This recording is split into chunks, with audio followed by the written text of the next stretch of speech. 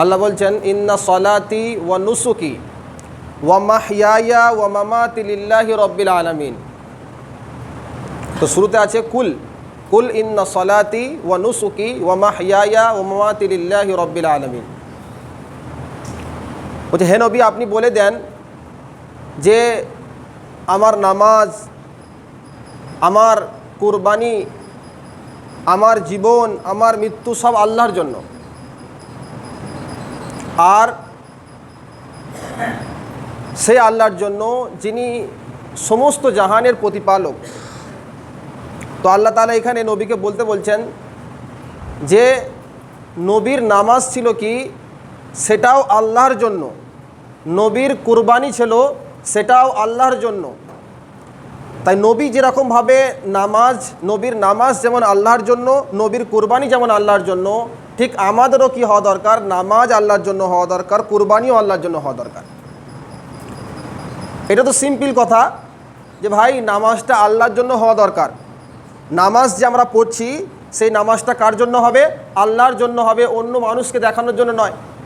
যে আমি নামাজ পড়ছি এই জন্যে যাতে আমাদের গ্রামের লোকেরা কি বলবে, আল্লাহওয়ালা বলবে, বহুত নামাজি বলবে, বহুত বুজুর্গ বলবে, তাহলে কোনো ফায়দা নেই। কেউ কুরবানি করছে এই জন্যেই যে কাউকে দেখানোর জন্য যে আমার গরুটা সবচেয়ে ভালো, সুন্দর, সবচেয়ে বেশি দামি, এই চিন্তাভাবনা যদি কারো থাকে তাহলে আমরা সকলেই জানি যে সেই কুরবানিটা সহি হবে না, ঠিক হবে না। কারণ কুরবানিও হতে হবে কার জন্য? আল্লাহর জন্য। আর নামাজও হতে হবে আল্লাহর জন্য। যেমন নবী সাল্লাল্লাহু আলাইহি সাল্লামের নামাজ আল্লাহর জন্য ছিল, নবী সাল্লাল্লাহু আলাইহি সাল্লামের কুরবানি আল্লাহর জন্য ছিল। তারপরে আল্লাহ রাব্বুল আলামিন বলছেন ইন্না সলাতি ওয়া নুসুকি ওয়া মাহইয়ায়া ওয়া মামাতি লিল্লাহি রাব্বিল আলামিন, এবং আমার জীবন এবং আমার মৃত্যু সবই আল্লাহর জন্য। এটা তো বুঝতে পারলাম যে নামাজ আল্লাহর জন্য হতে হবে, অন্য কারোর জন্য হওয়া চলবে না, তাহলে কোনো সওয়াব পাওয়া যাবে না।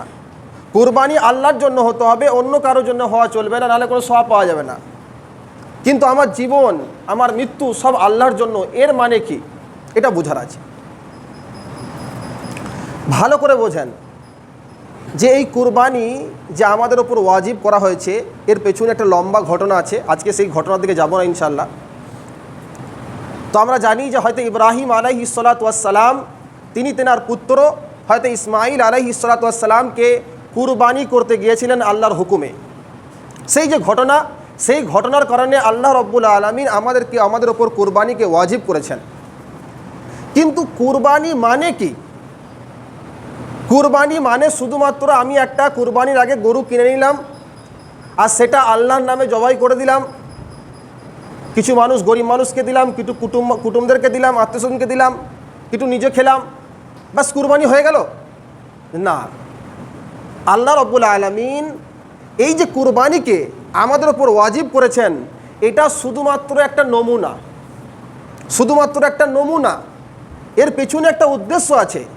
যে নবীর ঘটনার কারণে কুরবানিকে ওয়াজিব করা হলো, সেই নবীর ঘটনার দিকে আমরা যদি পেছনে যাই তাহলে তার জীবনটাকে আমরা দেখতে পাবো যে আল্লাহ রাব্বুল আলামিন তাকে নানা রকমভাবে পরীক্ষা করেছেন এবং তিনি সমস্ত পরীক্ষাতে উত্তীর্ণ হয়েছেন এবং শুধুমাত্র আল্লাহকে রাজি খুশি করার জন্য নিজের সমস্ত মনের চাহিদাকে শেষ করে দিয়েছেন। আসল কুরবানি মানে গরু জবাই করা নয়। আসল কুরবানির উদ্দেশ্য হলো যে আমি আমার পুরো জীবনটা, আমার জীবন থেকে শুরু থেকে নিয়ে শেষ পর্যন্ত যাতে করে আমি কি করে আল্লাহর হুকুমকে পালন করলে না বেড়ে যাই, আল্লাহর নাফরমানি কাছ থেকে দূরে সরে যাই, এটা হচ্ছে আসল কুরবানি। আসল কুরবানি গরু জবাই করা নয়, বরং আমাকে যখন হারাম খেতে মনে হচ্ছে, আমার সামনে যখন হারাম খাবার আছে আর আমার খেতেও মনে হচ্ছে, আমার মনও চাইছে, কেউ মানা করার নেই, কেউ দেখার নেই, সেই জায়গায় আমার মনের চাহিদা হচ্ছে যে আমি সেই হারাম মালটা খেয়ে নিই, হারাম মালটা ভক্ষণ করে নিই, কেউ দেখার নেই, কেউ বলার নেই, সেই জায়গায় আমার মনের কুরবানি দেওয়া, সেই হারামটাকে ছাড়া, এটা হচ্ছে কুরবানি। হয়তো ইসমাইল আলাইহিস সালামকে কুরবানি করতে বললেন, তখন তিনার মনে কি হচ্ছিল? তিনি তো আল্লাহর জন্য কুরবানি করেছেন, কিন্তু কেউ চায় না তার ছেলেকে কুরবানি করতে, মন কিন্তু চাইবে না, কিন্তু তিনি মনের বিরুদ্ধে আল্লাহর হুকুম পালন করার জন্য ছেলেকে কুরবানি করলেন। আমার মন চাচ্ছে যে গুনাহ করব, কারণ জেনে রাখেন আল্লাহ তাআলা প্রত্যেকটা মানুষ, তাই সে আলেম হোক, মৌলানা হোক, কোনো মাস্টার হোক, কোনো ডাক্তার হোক, কোনো সাধারণ মানুষ হোক, যেই পৃথিবীতে এসেছে আল্লাহ রব্বুল আলামিন তার মধ্যে একটা শক্তি রেখেছেন, গুনাহ করার শক্তি। তাকে মন চাইবে গুনাহ করতে, তার মন চাইবে, যে একটা ইয়াং ছেলে তার মন চাইবে গুনাহ করতে, এটা তার ফিতরি ন্যাচারাল জিনিস, এটা কোনো বাইরের জিনিস নয়, চাইবে মন, আল্লাহ বানিয়েছেন, এটাই তো পরীক্ষা। আরে কেউ বলো কারো চোখ নেই আর সে বলছে আমি কাউকে কোনো খারাপ জিনিস দেখি না, এটা কোনো বাহাদুরি কি? বাহাদুরি নয়, এটা কোনো পরীক্ষাই নয়। আরে চোখ নাই, সে দেখবে কী করে? যার মধ্যে গুনাহ করার শক্তি আছে তবুও সে গুনাহ করছে না, এটা হচ্ছে বাহাদুরি। যার মধ্যে গুনাহ করার শক্তি নেই সে গুনাহ ছাড়ছে, এটা কোনো বাহাদুরি নয়। তো আসল কুরবানি কি? যে আমার পদে পদে, আমি ছোট থেকে জওয়ান থেকে নিয়ে আমি বয়স্ক পর্যন্ত আমার সামনে এক তো হচ্ছে নেকির কাজ আসবে, এক তো গুনার কাজ আসবে। হয়তো গুনার কাজটাকে করতে আমাকে ভালো লাগবে, আমার মন চাইবে, সেই জায়গায় আমাকে গুনাহটাকে ছেড়ে শুধুমাত্র আল্লাহর হুকুম পালন করার জন্য আমাকে উঠে দাঁড়াতে হবে। এটা হচ্ছে আসল কুরবানি। আমার সামনে দুটো কাজ আছে, একটা কাজ যেখানে আমি অনেক টাকা ইনকাম করতে পারবো, আর একটা কাজ সেরকম নয় যেটা আমি অনেক টাকা ইনকাম করতে পারবো, মোটামুটি আমার সংসার চলে যাবে। আমার চয়েস, আমার মন চাইবে যে আমি ওই কাজটাকে পছন্দ করি যেটাতে অনেক টাকা আছে, আর মন চাইবে না যে অল্প পয়সায় আমি সেখানে সন্তুষ্ট থাকি। কিন্তু সেই জায়গায় আমার মনের কুরবানি দিতে হবে, যে আমাকে ভাবতে হবে কি, যে না, আল্লাহর হুকুম পালন করার জন্য আমাকে এখানে মনের কুরবানি দিতে হবে। আমার কাছে টাকা পয়সা আছে, আমি অনেক কষ্ট করে সেটা উপার্জন করেছি, কারোর কাছ থেকে চাইনি, কারোর কাছ থেকে ভিক্ষা চাইনি, কারোর কাছে দান চাইনি, কেউ আমাকে দিইনি। আমি চাষ করেছি, আমি ব্যবসা করেছি, আমি মেহনত করেছি, সেই পয়সাটা ইনকাম করেছি, যে আমার মনে হচ্ছে যেন এই পয়সাটা আমার, এই পয়সা যেন আমার মনে হচ্ছে। তখন এরকম মনে হয় যে এই পয়সাটা আমার, আমি তো মেহনত করেছি, আরে আমার তো 1 মাস পরে যে মাসে মাইনে এলো এটা তো আমার পয়সা, আর আমি ব্যবসা করেছি, যে আমি ইনকাম করেছি সেটা আমার পয়সা, আমি আমার বাপের কাছ থেকে পেয়েছি, কারোর কাছ থেকে চেয়ে নিইনি, এটা আমার মনে হতে পারে, মন চাইতে পারে।